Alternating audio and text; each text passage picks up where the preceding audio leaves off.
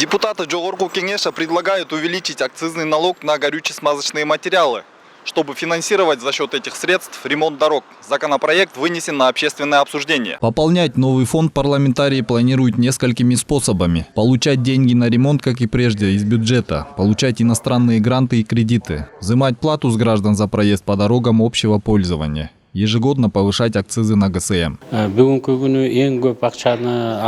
Оцененные экономические выгоды в результате предлагаемого изменения законодательства намного превысят потенциальные экономические издержки. Улучшение дорожных условий в перспективе станет ключевым фактором социально-экономического развития страны в целом и ее регионов.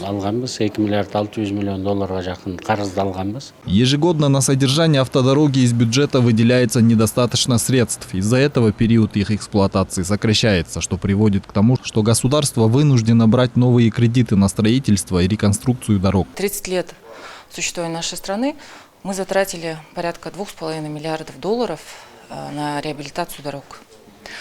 Но однако же мы упускаем вопросы, связанные с ремонтом и содержанием этих дорог, потому что это очень важная составляющая. Дело в том, что инвестиции, которые вкладываются в транспортную отрасль, они имеют долгий период окупаемости, но эффект мультипликативный для ВВП, он в трехкратном размере измеряется. То есть, чем больше ты вкладываешь в дороги, тем больше ты получаешь эффект полезный. По мнению бывшего министра транспорта Нурлана Сулайманова, дорожный фонд сейчас в стране необходим. В силу того, что с каждым годом из-за нехватки средств есть риски вовсе потерять некоторую часть дорог. С 2005 года по сегодняшний день из бюджета выделяется 1 миллиард 800 миллионов сомов в год на реконструкцию и реабилитацию дорог. Этих денег не хватает на сохранение. В то же время риск потерять хорошие дороги растет с каждым годом, поэтому создание дорожного фонда как никогда актуально.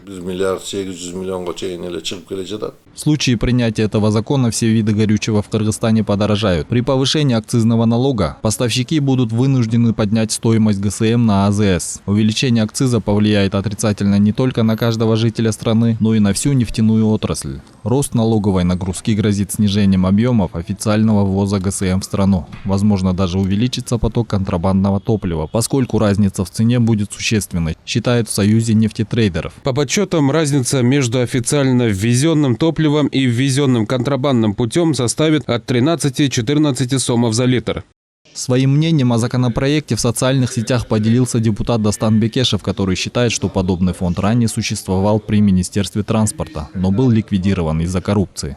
Такой дорожный фонд был, и его ликвидировали из-за страшнейшей коррупции. Все новое, забытое старое. Скоро, видимо, и экопосты начнут появляться. Все чудеса только за счет любимых граждан.